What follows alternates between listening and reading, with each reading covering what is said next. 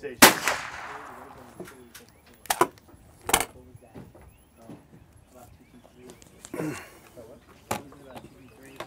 Well, it was the same site picture every time, so. What do you think about that compared to what you used to use? Well, I've been shooting ARs for more than 20 years, but I still like the M14. Yeah. Now this is a good one, and for personal protection, I'm not covered by the Geneva Convention. Yeah. I can use soft points. Yep. And so it will do the job. However, that's not I have one and I shoot it, but that's not the one I would depend on to protect my home. But there's no reason to broadcast what I'm going to use if I want to defend myself. Yeah. What did you think about it in use in Vietnam? I really had a very bad opinion of it. I flew a mission once up near Quai Son. This is in '67 when the 3rd Marine Division was just going transition to the M16. And a company was halfway up the hill 881 North, and the forward air controller told us that there were almost no functioning firearms in the company except for the sidearms of the NCOs and officers, because the ammo in the early days, the ammo was not according to contract. It was ball ammo instead of ball powder instead of stick powder, Okay. and that gummed it up almost immediately. And because of that, a lot of guys who experienced that never were comfortable with this. Now, fast forward many years. I bought an AR-15 right after the Clinton gun ban went into effect. So it didn't have a flash suppressor or a bayonet lug. I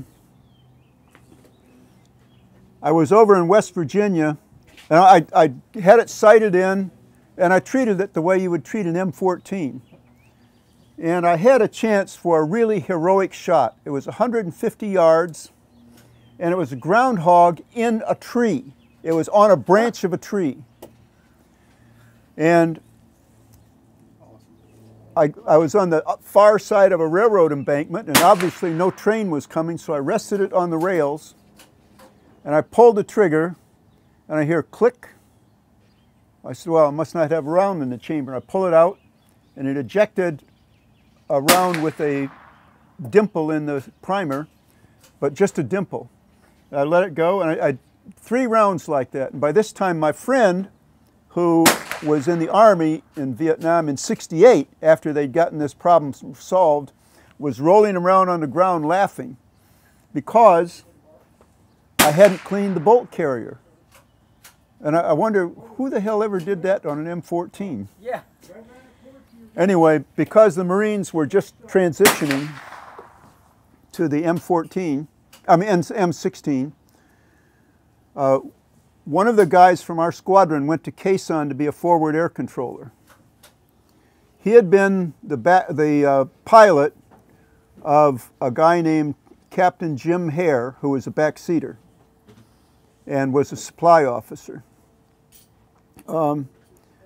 Jim Hare and a kid who worked for me in the avionics shop named Corporal Fitzpatrick knew where everything was in Southeast Asia. If you needed something, they could get it. Yeah. And they knew, well, the guy came back to fly with us to get his 4 hours to get flight pay, and said the Marines at Quai Son don't have enough magazines for every Marine to have 1 magazine. So these guys said, well, there's thousands of M16 magazines in a warehouse in Yubon at the Air Force Base. So they arranged, the base Goonie Bird was flown by the world's oldest enlisted pilot, the last surviving Marine Corps enlisted pilot. And they told me ahead of time what to do, and since I was avionics, I had the biggest space in the squadron, and I had the first sergeant have 2 guys prepared with loaded M14s, I had the metal shop make up 4 signs that say top secret, no foreign. That means no foreign nationals can see this. And we put a tarpaulin in the area, and we had yellow tape around it, and we just waited for the stuff to arrive. And when it arrived, a forklift immediately brought it into my space. We covered it, and these guys went on duty. About 2 or 3 hours later, some Air Force officers showed up, and they were wandering around, and my first sergeant came and grabbed me and said, "You better get out here quick, Lieutenant." And I get out there, and all 3 of these guys outranked me. And they're standing in front of this area, the tarpaulin, and they said, "What's under that tarpaulin?" And I said, "I'm the avionics officer. You know, some of the gear that we use is of a classified nature, and you don't, in my opinion, I'm the one responsible for the security of this. In my opinion, you don't have a need to know, even if you do have a security clearance. Yeah. And so if you don't have a need to know, you're not going to know." He said, "I'm going to look under that." And he started under the tape, and immediately one of the kids with M14s pointed it at him and said, "Stop or I'll shoot." And he said, "You wouldn't really?" And he said, "I was ordered to shoot anyone who crossed that tape, except Lieutenant Warner and Sergeant Bohannon." And these guys are furious. They say, "We're going to tell the general about this. You haven't heard the end of this, Lieutenant. Your ass is up a creek." So the next morning I had to go see that night there was a F1 or C-130 that went to Quezon every night at midnight because they landed at night. When they landed, they didn't stop. They just landed, rolled down the runway, pushed the cargo out, and took off. So the midnight special took them to Quezon.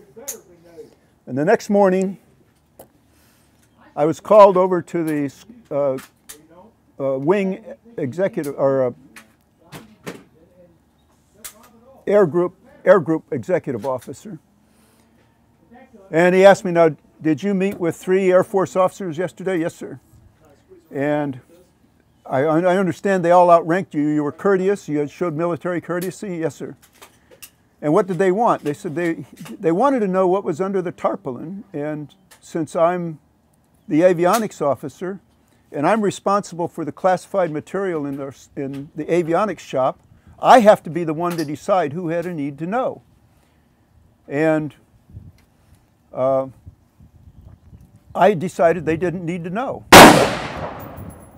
He said, "Well, I'm glad you're following proper procedure for security. By the way, have you heard anything from your friends up at Quezon?"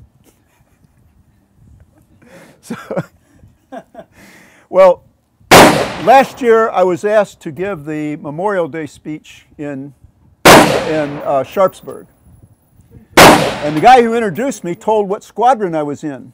And a woman who had dyed her hair pink, but looked to be my age, came up to me and said, "Were you really in 323? And I said, "Yes, ma'am, I was." And she said, "Did you know Captain Jim Hare?" And I said, "I not only knew him, I helped him steal 8,000 M16 magazines." And she said, "Yeah, I know, I've heard that story many times." So my wife was right there, so this confirmed the story that I had told her all the time. So. That's fantastic. That's fantastic. So, were you shot down? Yeah. Yeah. And what was that like? I mean, where were you shot down? Just north of the demilitarized zone. And what was the landing like? What was the landing like? Landing wasn't bad. I landed the way you're supposed to, but my pilot had, before he ejected, he put the airplane in afterburner for some reason. So when I got out, we were going 600 knots. Wow. And that's close to about 700 miles an hour, so it tore 2 panels out of my chute. So I came down faster than I was supposed to, but I did the right fall. Yeah. But you know, they had 100,000 guys down there. They were building up for remember how it was supposed to be a surprise? The Tet Offensive was supposed to be a surprise? Yeah. Yeah, this was 6 months before the Tet Offensive, and we knew they were building up for some kind of an offensive. And so there were so many people there, I had no chance of getting away. So then you were shot down, and then after you were shot down, were you captured quickly or were you out? About 20 minutes. 20 minutes? Yeah. Wow. sorry. Yeah. So within 20 minutes, you were captured, and then what happened? Was there a period of time you were in transit to where they were going to keep you permanently? It took 6 weeks to get to Hanoi. 6 weeks. Yeah. And how you just had to walk that the whole way, right? No, we would walk 3 or 4 hours every night, but we'd travel most of the distance by truck. However, my pilot, who was a meathead, broke his ankle because he didn't fall right. And so whenever we were walking around, I had to carry him. Oh, wow. So 3 hours plus every night, you were carrying him. Yeah. And he was a turncoat, so even today, when guys found out that I carried him, they say, "What the hell did you do that for?" Because he's very unpopular. When we got to Hanoi, he made a tape, and he told us about the tape, what was on it, how anti-American it was.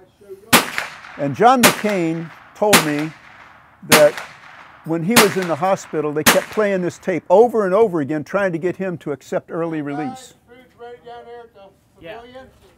Food's ready at the pavilion. What's that? Food's ready. Food is ready at the pavilion. Oh, let's go. So just to wrap up, McCain told you what?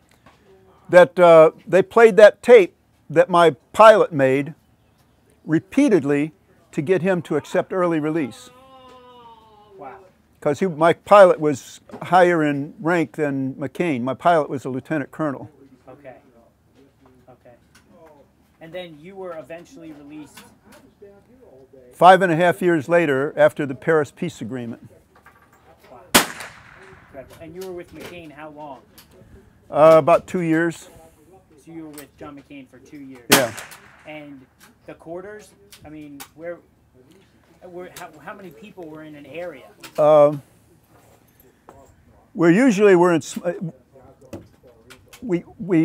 It's hard to explain. Most of the time we were in small cells, but there was a commando raid in 1970 to try to rescue us, and they took us back to the Hanoi Hilton and put us in cells of 50 or 60 guys. Okay. And I got to know John there. And that was the 2 periods, the 2 years in Hanoi Hilton. Well, in the Hilton, and then when we rebelled against the order not to have religious services in our cells, when we thought they were taking us out to shoot us, instead they took us out and put us all in solitary. But the walls were so thin that we could, instead of using the tap code, which had to hit hard, we could just tap our fingers on the wall, and 4 fingers is a dash and 1 is a dot, and we could talk in Morse code, and so I talked to John that way. Incredible. And that was the communication that went into the rebellion. No, this is after the rebellion. This Okay. is, we were now being punished for the rebellion. Okay, let's go get some food. Okay. Yes, sir. Thank you so much.